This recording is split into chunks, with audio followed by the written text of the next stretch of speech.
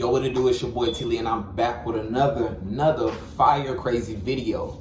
Today we're gonna be doing Reddit threads. You know what I'm saying? Something new, I think. With Dr.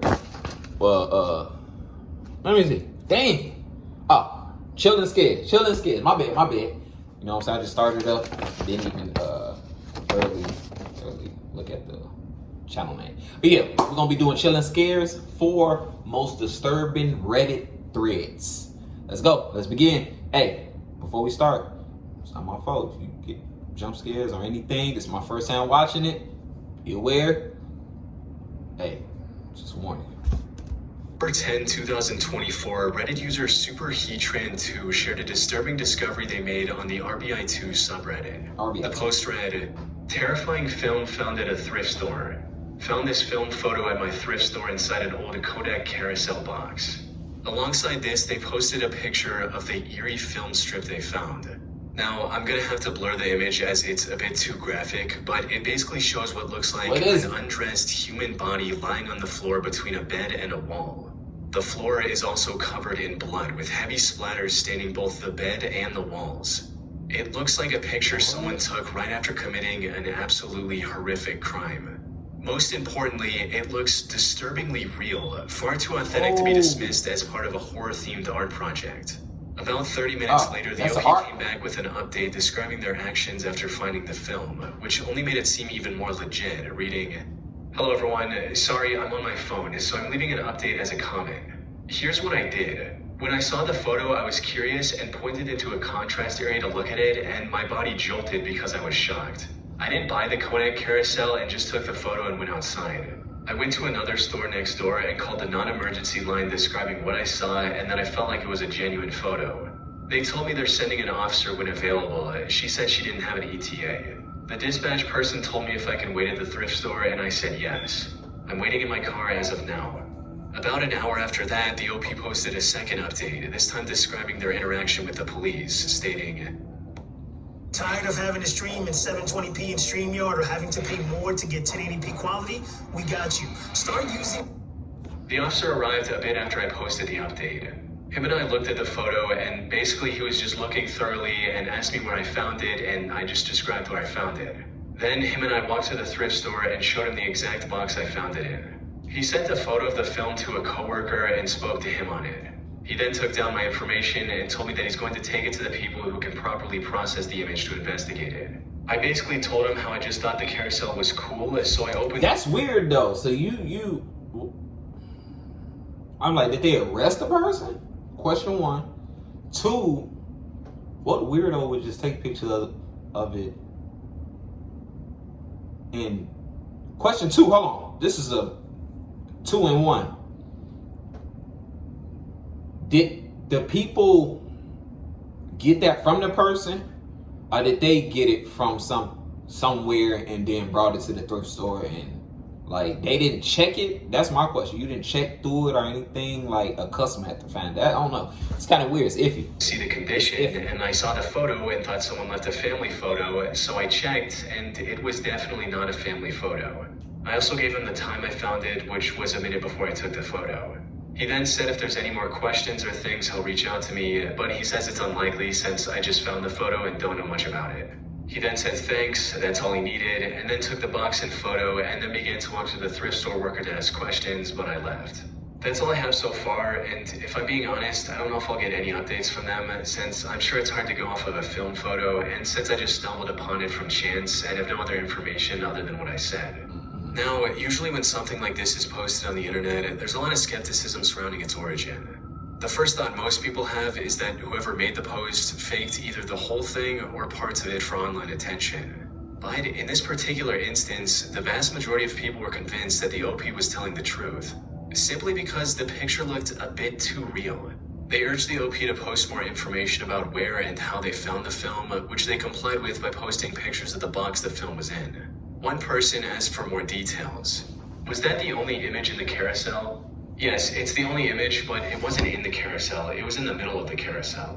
An hour later, SuperHeatran also posted a clear picture of the film by using their Apple Watch as a bright backlight. This only confirmed to everyone's suspicion that the picture exposed under the film was indeed real, with one user writing, This doesn't seem fake. If it is, it's really well done. They further added, I feel like if it was fake, it would be either more or less gruesome.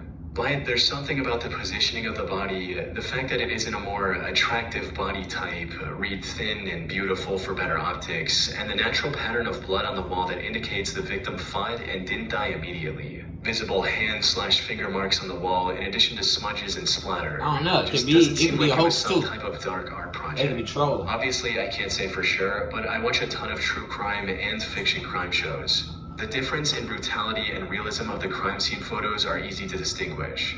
But if this film strip was real, what was its origin? The carousel containing this film appeared to be from the mid-1980s. In another thread, the OP also mentioned that the film was sticky, stating, I didn't smell it, but yes, it was sticky. As in, it would stay on my index finger after pressing on it. This hinted at the old age of the film, as they tend to become sticky when left in a room temperature box for over a decade. So the possibility of it being from the 1980s and early 1990s is certainly high. As for the disturbing contents of the film, there are countless possible explanations, each just as plausible as the next. Some users suggest that maybe it was a trophy photo taken by a serial killer. Which begs the question, how could such a thing end up at a thrift store of all places? That's what I'm One saying. user tried to explain this with a personal anecdote, writing, my mother lives in a seniors community in California and there's a Savers just around the corner. When the old people die, a lot of the time their kids pick up what they cherish and dump all the rest of their parents' stuff at the Savers. Could be the person who donated this didn't know what was on it. That said, a more reasonable theory I came across stated that the film Damn, one of their grandparents is a killer. Was a killer undercover. likely belonged to a criminology teacher, reading, I think a likely possibility is that the carousel belonged to someone who taught classes relating to crime scenes. The photo was accidentally left in the box because it had come away from its slide frame.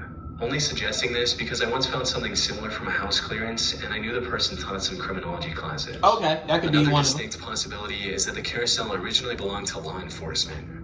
This film could have been evidence relating to an already solved case. Someone simply failed What did to I say? What did I say? I said something in that nature, bro. I just kind of slipped my mind, but I said that.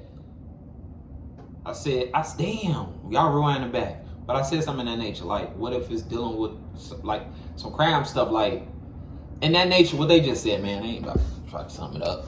So was empty before donating it to a thrift store. Whatever the case may be, it's unlikely we'll learn the truth anytime soon. It's been months since the original post, and the OP hasn't made any updates. Yeah, what about for It's some evidence possible that's they'll already get been from like police a at some crime that point with an already update, happened? But at least until then, the film strip depicting what Still, appears why to would be it be a in a horrific thrift crime store? remains an unsolved mystery. That's weird, bro. I don't know. How many times have you given up on yourself and on your weight loss journey because it felt daunting to you? Never. On September 3rd, 2024, a Reddit user shared the unsettling sight they came across on a hike in Austin, Texas, reading, Stone crosses in South Austin. Anyone know what's up? Went hiking with my sister and dog today at the Westgate and Stastny area, and we kept seeing piles of rocks made into crosses. We stopped counting at 11. Does anyone know what these are? One of them had animal bones mixed into it. Weird voodoo or just memorials? Alongside this, they also shared several images of the many stone crosses they described in their post. The OP also provided some more context in later comments, stating, we didn't see anyone around, but there was a ton of trash back in the woods. It was creepy though, with cross after cross, felt off. Definitely going to find new paths to walk the dog because I don't want to meet their architect. Usually, discoveries like these will lead to some interesting but predictable answers. For all we know, these could have been part of a ritual site of sorts from centuries ago, or something along those lines. However, that wasn't the case here, as some of these crosses contained modern materials like concrete and painted metal fence posts. In other words, these were put together a lot more recently, which begged the question, who made these and why? To this, one user gave a very urgent and concerning response. Call APD/311 and tell them you think Bobby Zoeda is back in the neighborhood. He escaped custody from a mental institution in June. I don't know whether he is still wanted. Good luck getting APD to do something. Google him and talk to your neighbors. Put simply, these crosses were the work of an unstable homeless man named Rami Zoeda. I'm not entering your camp. In the last few years, South Austin residents say they have spotted Rami Zaweda building sculptures, taking a sledgehammer to city property, screaming at all hours of the night, and cutting down trees in the greenbelt using a chainsaw and machete.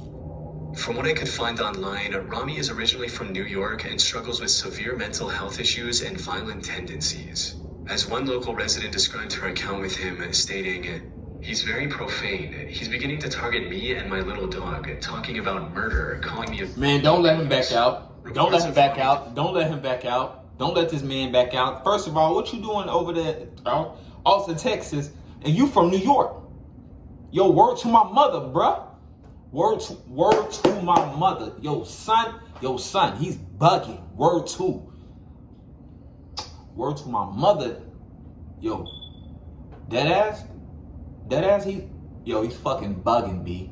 Like, word to my mother. Urban locals go back years. Like this similar Reddit post from another Austin resident from December of 2023, reading, "These weird rock cross formations appeared seemingly overnight in the little green space between Westgate and Menchaca. Anyone have any idea what they may be for?" Looking through the wooded area surrounding these strange sightings, I even found what looked like Rami's base of operations. A quick search on the guy also shows that Rami's been doing that. Man, what type of drugs is he on? You sure he ain't on a rock? I mean, probably is on a rock. Messing with some rocks. For quite a while. He'd been arrested 6 times in less than a year. Yeah, However, all the charges were either dropped or dismissed. I feel like people like this, you gotta put him not in jail and let him back out. You gotta put him in them psychiatric places. Like, really, like people like this, you gotta really seek help. These people be letting these crazy maniac people right out of jail, like, oh man, and they end up killing somebody. And then they'll still be trying to let him out and stuff. Because they be like, oh, they wasn't right, bro. Yes, you knew. Come on now. He was also ordered to undergo temporary inpatient mental health services back in April of 2024. What? But he managed to escape from the hospital within a few weeks of his detainment to continue his work. The same work that was later described by the OP in early September. As their post picked up steam, more and more locals joined the conversation to share what they knew about Rami as well. As it turns out, Rami wasn't just a misunderstood artist who should have been left alone. He was highly unstable and posed a great threat to the people in that neighborhood. "I live on Westgate near Stastny, about 1 block from where the crosses are. I just recently found a smart key outside of my home, a verified lockpicking tool in the back patio area, and I'm truly concerned he tried to break in but gave up very recently. Last year around this time, he would specifically target my home and steal water from my downstairs faucet, carrying large gallon containers of the stolen water on his bicycle. I found a..."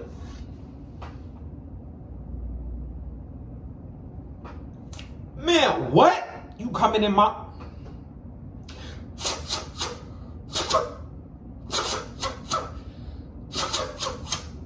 Damn, I just switched cheese his ass. Fuck you talking about? Stepping in my property. And have reached out to the APD district representative and left a message, but 311 told me I should. And we in Austin, Texas? They have 14 days to respond to my concerns. Super great feeling.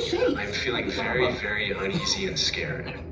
I believe I saw him once. What happened is that I saw a man outside my apartment building casually stroll by, bash someone's windshield in with a sledgehammer, and casually continued strolling. Zaweda had a sledgehammer he used to break decorative white boulders that were on the side of the street.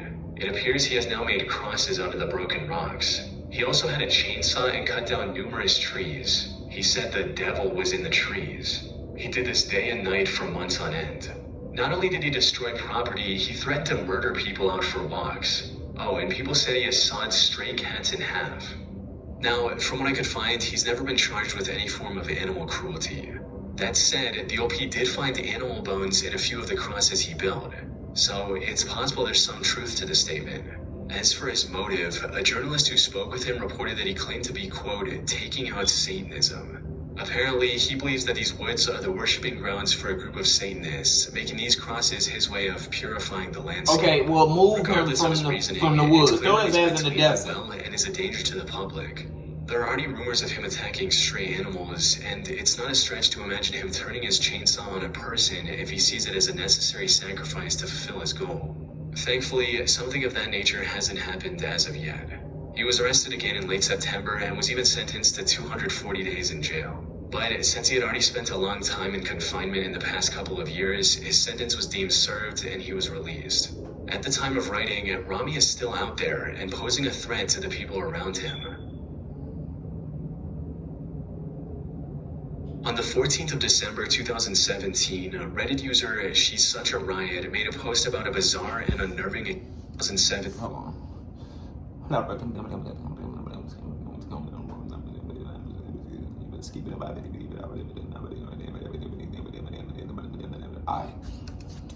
Reddit user She's Such a Riot made a post about a bizarre and unnerving experience they had many years ago.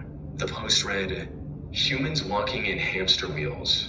When I was about 16, I came home from hanging with friends. I was a huge cartoon fan, still am. I ain't gonna lie, they be telling some good ass story. They be dropping the tea on this Reddit, like stuff like this. Like when I was 16, I be like, damn, bitch, tell the tea, clock it.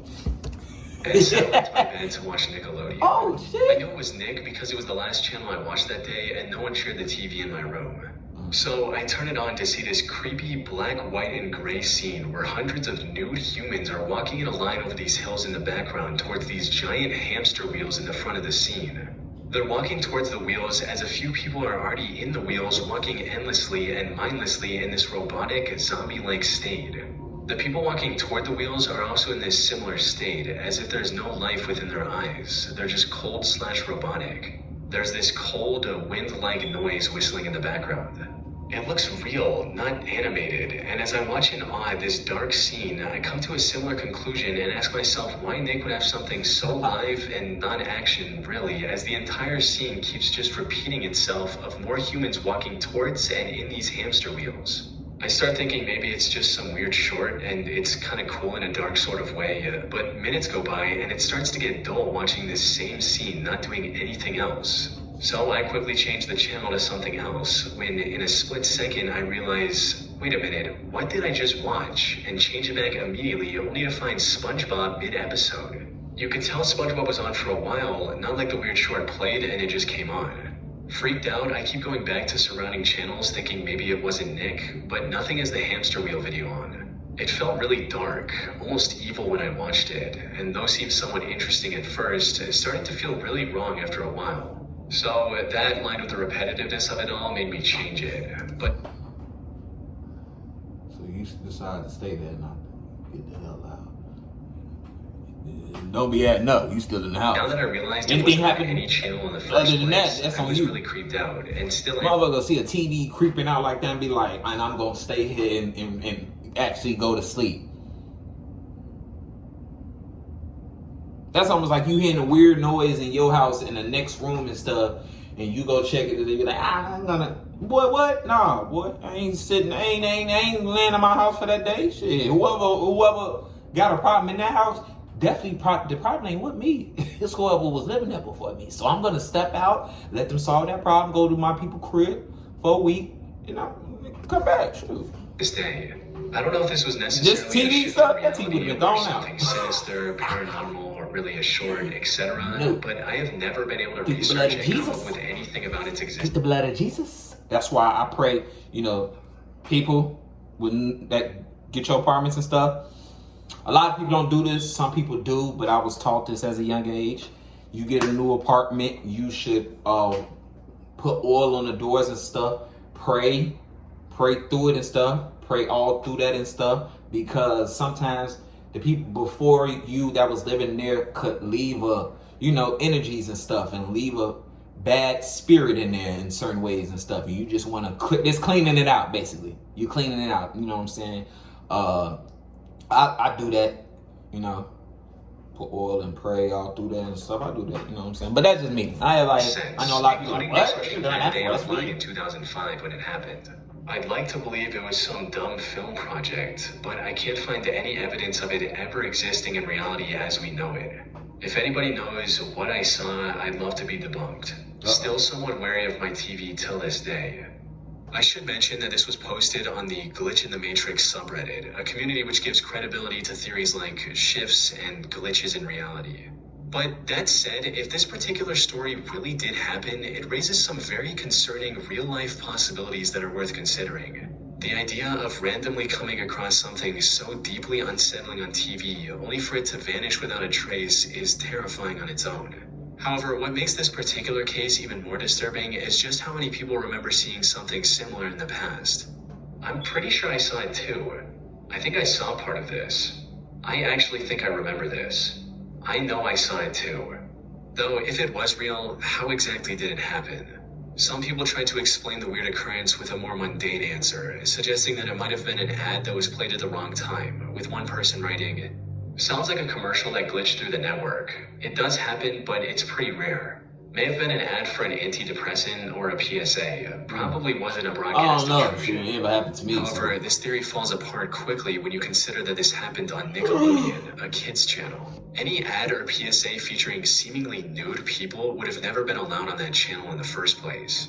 Another just as likely theory is that this was the result of a TV hijacking, similar to the infamous Max Headroom incident that happened during a Doctor Who broadcast back in 1987.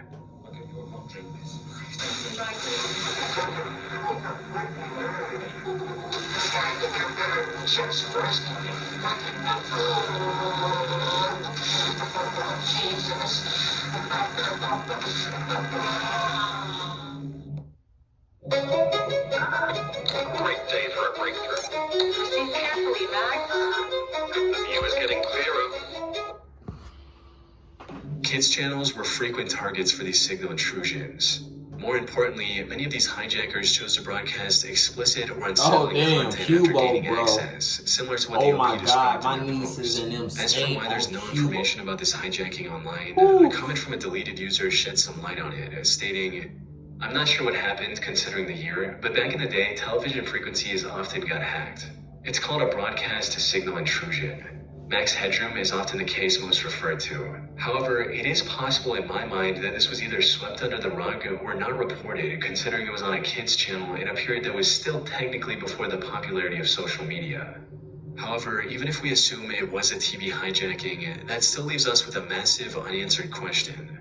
What exactly did the OP see on their screen that day? Was it from a movie or a TV show or something else entirely? One user posted a link to Meta Chaos, an animated horror short film that shares some similarities to what the OP described in their post. Unfortunately, this likely isn't what the OP saw that day. This short doesn't feature anything even remotely close to walking in a line or running on a hamster wheel. Also, it was released in 2010, a full 5 years after the supposed hijacking. A more recent comment suggested something far more plausible, reading, "Okay, I know this is a dead topic, and I don't know if someone already said this before, but do you think it maybe could have been related to anything of those old MacBook Lemmings commercials? I just saw a compilation of a few, and it reminded me of this." These ads depicted a group of zombie-like people marching single file up a mountain, blindly following the crowd, how doing so could lead to their doom, and how Apple's upcoming Macintosh can save them from this fate. On January 23rd, Apple Computer will announce the Macintosh Office. You can look into it, or you can go on with business as usual. More importantly, these ads were also released way back in 1985, so there's no issue with their timeline. And while they don't perfectly match the original description, like the people are clothed and there are no hamster wheels, that simply could be a case of the OP misremembering details from 12 years ago. They could have also mixed in the memory of what they saw on TV with a similar dream they had the same day. Unfortunately, despite dozens of people looking for the answer, this Reddit thread remains a mystery to this day. The OP's account was also suspended sometime after making this post, so it's unlikely we'll ever get an update. In April 2020, an anonymous user turned to the relationship advice subreddit seeking help with a deeply unsettling situation he found himself in. He wrote, "I think my girlfriend and her sister are poisoning me. I'm an 18-year-old guy. I moved out of my parents' house as soon as I turned 18 because, well, let's just say..." You think you still eating their food? You think? Hold on. Hey, ain't gonna lie. I love my motherfucking city so much. I be thinking certain streets or stuff. I be like, yo, that's Chicago. That's Chicago. Like right here, I say that. I be like, yo, that's like Southside Chicago. Like, I ain't even gonna lie to you. I love my city. I be thinking everybody be trying to, like, I mean, y'all trying to be like in my city, bro. Trying to be. And I get on much better if we're not under the same roof. This is Chicago. I promise to God, this Chicago. Oh my mama, this Chicago. Because I just seen the train. I just seen the train over there. I'm an 18-year-old. And our train set up different from anybody else in different states. So you can't be like, no, let's just say they and I get on. Bro, that's Chicago. That's Chicago, nigga. What are you talking about? And that's the South Side. I'm right like a mud. Boy, I know my city, boy. You can't play with me. Play with your mama. We're not under the same roof. My girlfriend at 19 and her sister at 24 already had a flat together, so I moved in with them, and that's how it's been for the past 9 months. Generally, things are fine. I love my girlfriend and I like her sister. Our living arrangement / setup is really no different from any other couple living with a flatmate situation, perfectly normal. Now, both of the girls love to cook. Their dad is a Michelin star chef, so food and cooking was always a big part of their lives. I'm fine with this. I'm not a bad cook by any means, but these two are amazing at it. Plus, we have a fair trade. They do all the cooking, I do all the cleaning. Yeah, I find cleaning very cathartic, so it's usually a sweet deal. I get really bomb meals cooked for me in exchange for doing something I enjoy. Things have changed recently. It started about 3 weeks ago when the whole quarantine thing got really rampant. No, you got sick. I started getting sick. At first, I worried I caught the virus, but it just wasn't the virus. No respiratory symptoms, no cold, nothing like that. Just stomach cramps and horrible vomiting. I figured at first I'd caught some other bug, but then it came back, again and again. At least 1 to 2 times a week for a couple of days at a time, I was getting these episodes of stomach pain like you wouldn't believe, and spewing my guts up. I couldn't figure out what was up, until I spoke to a friend about it, and she asked if it was maybe something I'd been eating. Now, I don't have any real food allergies. I'm a bit dodgy with dairy, but not on a feel like I'm on death's door and vomit all the fluids out of my body level. More just bit of discomfort and spend ages on the loo type of stuff. Still, I mentioned it to my girlfriend and asked if she changed anything about how she was cooking recently. She got really weird, defensive, as to what I was accusing her of. I said I wasn't accusing her of anything. I just think I might have developed an allergy to something and want to know what it could be to. She told me I'm just being paranoid and I just have a bug. I dropped it because she seemed really annoyed. Since then, I've noticed some weird stuff, which really is and that be the dangerous game too, because a person will get mad at anything and still be lying. That's the crazy thing about life. Like, cause man, that's a crazy thing. Like a person will literally be doing that, like, oh, why would you think I would do that? And the whole time they did do that. They just trying to fuck your head up. It's a mind game. It's chess sometimes. When a person, cause you do that and you be like, damn, I ain't even know my bed, bro. You'll say sorry, and the whole time they're like, ooh, like I got over on his ass, like. Occasions, hey, I'll cook tonight, but they vehemently turn me down and seem almost offended I'd offer. They both keep giving me these glances at meal times, like they're waiting to see how I react. If I say I don't feel good or don't want to eat, both of them take it as a personal attack on their cooking, and if it's my girlfriend, she'll cry until I cave and eat it. There have been times when one or both of them seem to know I was about to get sick after eating. They text each other when they're in the same room if I'm there. I think they think I haven't caught on to that, but it's obvious. That's what girls, like y'all be making stuff so obvious. Y'all, like, girls like this, like, y'all be thinking y'all so sneaky whole time. Y'all not. It's just that we ain't gonna put y'all out there yet. We gonna wait. It's a chess game with this shit. Like, you start to see that, like, I'm well aware with that crap. Like, the whole girl connection is different from guys. Guys, you kind of make it known and stuff. Girls are real, like, slick, but if you really been around there, like, sisters and brothers, you know, sisters and aunties and stuff, you know that stuff. You know the look girls that get when they, like, they different with that cold work. Like, for real, they be like, when you see two, well, on my mama, boy, can't, boy. It's deadly out here. These girls is when I do get vicious. Sick. I don't know. Maybe I'm being paranoid. Maybe quarantine is getting to me. Vicious. I'm really convinced they're doing something. I'm talking about even from, boy, I'll say girls are the most gangsters. Because they even go from even when they get on the phone. I swear to God, you know, hey, so around, speak that code. Oh, okay. Oh, on me, because I sort of do that way. I'm like, hey, yo, yep. It's that. They're like, oh, like, sir, boy. Food to make me ill. It's the only explanation I can come up with. Thing is, I don't know. I just like playing dumb. I just like, oh, I didn't know. Look at that. I know everything. If I confront them and I'm right, things could escalate badly. I'd really appreciate any advice or words of wisdom here. Thank you in advance. One of the top comments on this post gave the OP some solid advice for finding the truth, but this only made the situation seem even more suspicious. All right, so listen up. Yeah, switch place with one of them seats. You're like, no, Bella. Ooh, no, thank you. I get it. Ooh, they should do that. But like, switch plates with one of them either with or without their knowledge. If they know you want to switch plates, they will refuse, which would be a red flag. Or if you switch without their knowledge, you would be able to see how the plate originally meant for you affects them. They're always super particular about making sure I get the right plate. I hadn't thought about asking to switch.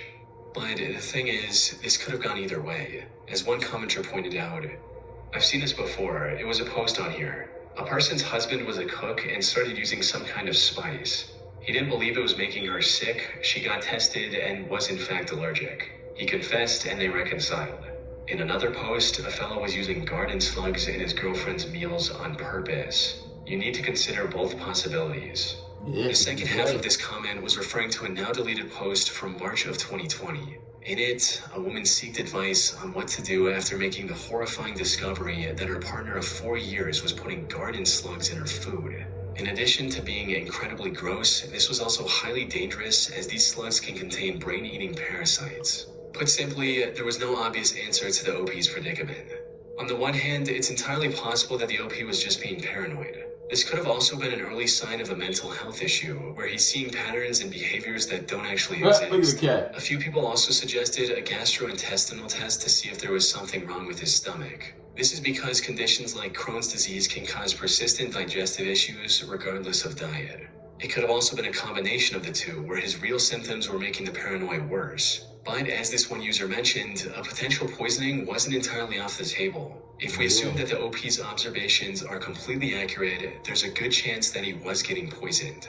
What makes this even more sinister, however, is that his girlfriend and her sister were disturbingly deliberate in their actions. They didn't lace his food with a stronger poison, because then the OP might go to a doctor who would likely find the toxic substance in his system.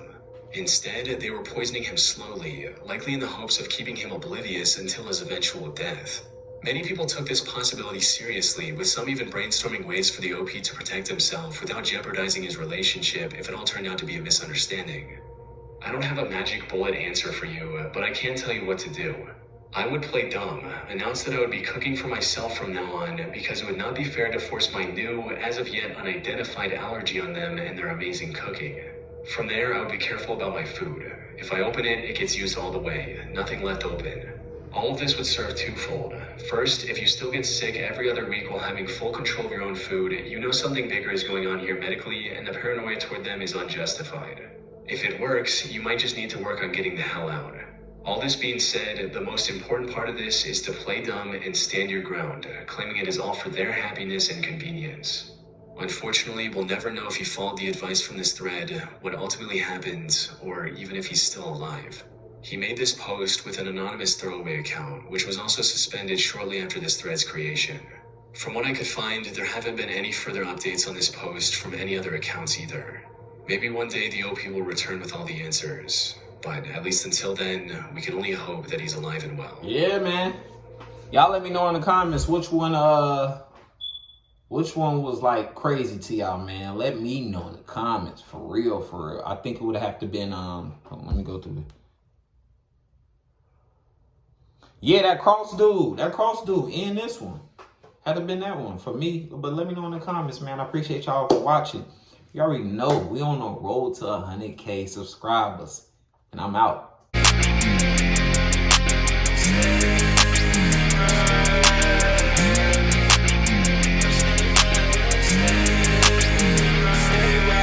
What you gonna do now?